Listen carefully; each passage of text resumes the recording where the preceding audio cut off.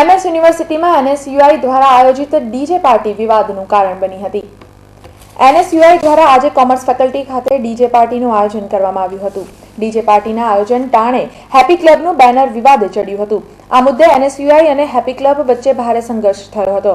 ઉગ્ર ચર્ચાઓ વચ્ચે મામલો વિચકતા સયાજીગંજ પોલીસ तथा विजिलेंसे मामलो थाड़े पाड्यो હતો। निकाला जाएगा। इसके लिए पुलिस प्रोटेक्शन हमने मंगवाई और पुलिस का साथ संगार भी हमको मिला और बाद में कॉम्प्रोमाइज ये हुआ कि हमारे बैनर के ऊपर उनका एक बैनर लग गया। लेकिन बीसी से आपने बात की क्योंकि आपके साथ तो अन्याय है, क्योंकि आपने प्रोसीजर पूरी की हुई है, कंप्लीट की हुई है। हाँ, तो रजिस्टर सर से हमने यही बात की कि सर प्रोसीजर हमने पूरा फॉलो किया, तभी कैसे निकाल सकते हैं। तो रजिस्टर सर ने हमको बोला कि पर्सनली तुम कॉपरेशन कर लो, खाली निकाल के रख दो। तो मैंने उनको यही मुद्दा मारा कि ये पर्सनली की बात नहीं, हमने जब पूरा रूल्स और प्रोसीजर हमने फॉलो किया है तो हम क्यों निकाले। और बाद में रजिस्टर सर ने भी बोला पर बात करके कि ठीक है बैनर मत निकालो, पर अगर उनका बैनर आता है तो आप कुछ बोलना मत। तो बताया कि डीजे अलाउड नहीं है। हाँ, पहले आपने भी म्यूजिकल इवनिंग किया था हमने, वो लाउड स्पीकर था, यहाँ पे फुल्ली डीजे लिखा हुआ है।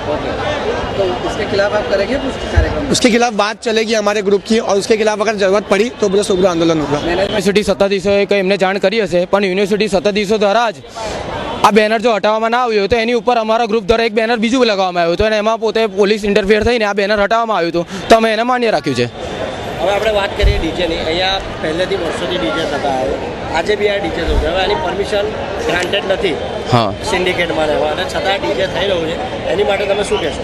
છેલ્લા ઘણા વર્ષોથી યુનિવર્સિટી અંદર ડીજે ચાલી રહ્યા છે અને છેલ્લા ઘણા વર્ષોથી અમારા ગ્રુપ સિવાય બીજા દરેક ગ્રુપોને ડીજેની પરમિશન મળી રહી છે, તો અમારા ગ્રુપને કેમ ના મળે? અને અમને તો યુનિવર્સિટી ઓફિશિયલ પરમિશન આપેલી છે, અમે તો ફેકલ્ટીને પણ જાણ કરેલી છે। જો યુનિવર્સિટી એવું કહેતી હોય કે ડીજેની પરમિશન નહીં આપી તો દરેક ગ્રુપ માટે બંધ કરી દે, યુનિવર્સિટીમાં હંમેશા માટે દરેક ગ્રુપ માટે ડીજે બંધ કરી દે। એ બંધ કરી દેશો તો તમે આ રૂલ્સ ફોલો કરશો? હું 100% ફોલો કરીશ। કોમર્સ ફેકલ્ટીની સામે ડીજેનો પ્રોગ્રામ રાખવામાં આવેલો યુથ ફેસ્ટિવલ તરીકે। એની અંદર ડીજેની પાછળ હેપી ક્લબવાળાએ જે પોસ્ટર લગાવેલું, એ પોસ્ટરની અંદર એ લોકોને વાંધો એ હતો કે ભાઈ આ તમે લગાવશો તો અમારું ધંકાઈ જાય છે અને તમારો પ્રોગ્રામ છે એ રીતે દેખાશે, એવું એનએસયુઆઈના આગેવાનોએ ચર્ચા કરેલી।